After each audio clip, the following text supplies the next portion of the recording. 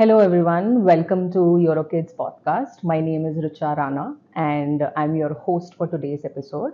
With me today, I have Dr. Anita Madan, who heads curriculum development at EuroKids. Anita, welcome to the show. Hi, Richa. So, before we dive in, Anita, there are parents out there who are unaware about EuroKids and what we do. Why don't you introduce yourself? Tell us about your journey and also tell us why early childhood development is important in today's day and age. My name is Dr. Anita Madan. I head the curriculum department for EuroKids Preschool. I basically into designing curriculum and making sure that the implementation is done well.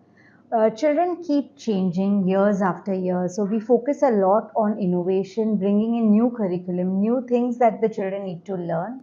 So, as we all know, that brain development happens during the first 6 years of the child's life. Yes. So, very important to give them the right kind of exposure and the right experience. Correct. So that the children's development is not affected. Correct. So, that's the main thing that I do at EuroKids International.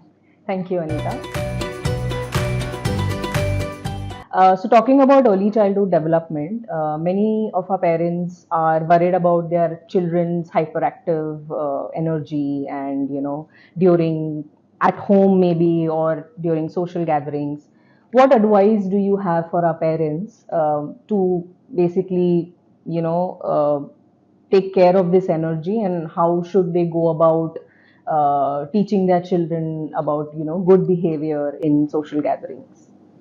So, Richa, my advice to parents is please be aware that children come with immense energy, and that immense energy needs to be channelized. So, set a nice routine for them where they are doing some kind of an active work, they are playing, they are jumping, they are dancing, or they're going for some hobby classes where their energies can be channelized. If children are only at home and doing nothing, when they go out in such a situation, they bound to do that in excess. So parents, please engage your child in some kind of energy releasing so that they can remove their energy when they want. Also have a set routine for them. Okay. So that will really help children know that, okay, this is how I have to behave, because they know how to behave when the routine is formed and when their energies are channelized well. So I think routine setting and sending out your children outdoors is very essential. Very important. Sending them outdoors is essentially important because that is how their energies will be spent. Correct. Sometimes we've also seen a child behaving very aggressively, and in that aggression, the child might end up hitting another child. What do you think could be the reason of this aggressiveness, and what could a parent do to handle the situation?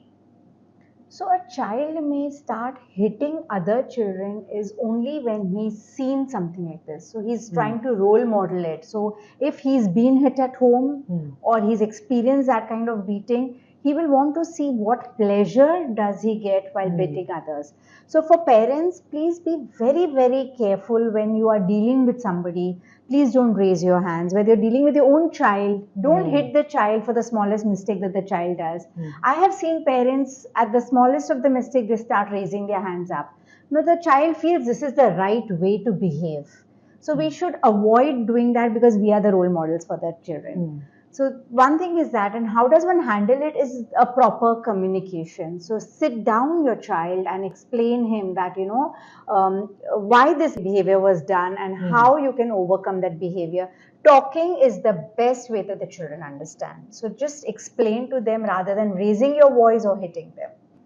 Oh, so you mean whatever they see at home happening between the adults is something that is getting noticed by the child, and that's how they are behaving with the other children.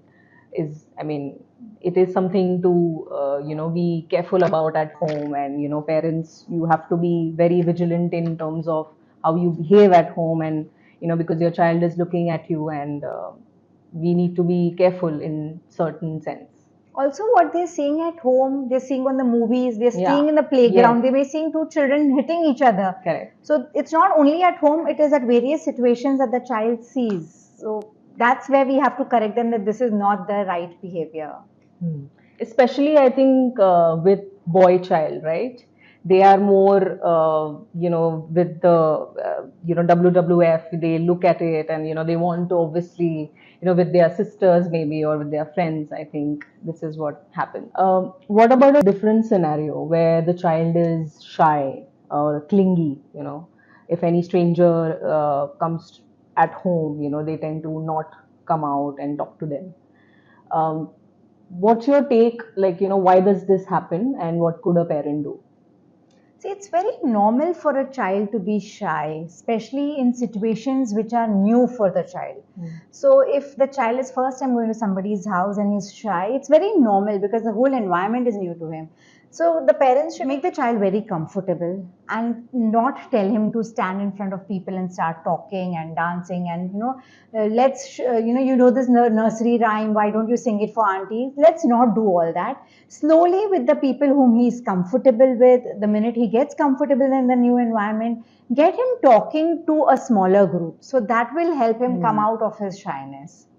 And do you think that, this shyness could lead up to them becoming an introvert in future or when they grow up? I think it's a very small phase of the child's life when they are shy. Once they start getting comfortable with themselves, with their family, with the environment, they start becoming more confident, and not necessary that he grows up to be an introvert. So I was an introvert all my life and I suddenly became an extrovert. So this is your personality which keeps changes. The more confidence you get, the more comfortable you are with the environment. So it's just a phase, basically. It's just the phase. Just make sure that you don't make him stand in front of public and tell him, this rhyme, this dance, show it to people, showcase it. That will make the child more, uncomfortable with the whole environment. Correct.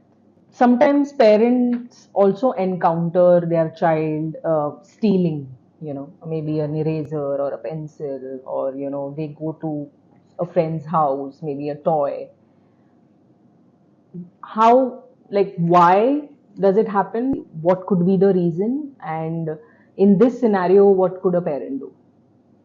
So actually, we call it stealing. The children just wants to possess it. He's liked it so much that he wants to own it. He doesn't understand that it is stealing. He just feels that I want this. But the parent then has to explain to the child that this belongs to somebody else and it doesn't belong to you and you cannot have it. If you like something, you come back and tell me, I will buy it for you. But the child doesn't take it as a crime that he's doing or he's actually stealing. It's just the feeling of possessing something. That's all. Is it not something that, oh, I have taken this thing, I should not say something to my parent because I might get a scolding? So is that also a kind of feeling the child might have, and that is the reason they are stealing it and keeping it with them? Or so probably the child might think that my mother or father will not buy it for me, so might as well take it because I've loved it so much. So they do not really feel that they should communicate to the parent that they've loved it. So I think there is a lack of communication here. They just want it and they take it. So if the parent tells them, that next time you like something, you can tell me what you want, I will buy it for you, they will not pick up somebody else's. So that's about it. It's just possessing the material, that's it. And do you think if a parent doesn't address this issue at a young age, do you think that, maybe when the child gets older, there is a possibility of them doing it on a regular basis and not for bigger things? Yes. This needs to be addressed at the very initial stages when the parent sees something in their bag, which is like a small eraser or a small napkin or a pencil in their bag. Ask them, rather than getting angry and rather than putting an allegation of stealing, ask them, how did this reach here? And you should not be bringing something home which doesn't belong to you. So it is very important to address this at a early age and in the beginning stages.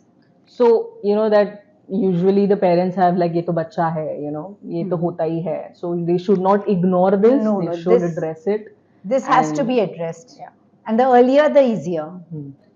So Anita, what could be the top 5 tips for a parent to know that, when they are with their child, obviously, in an unknown environment, what should be the top 2, do's and don'ts that they could, inform their child prior when they are going out.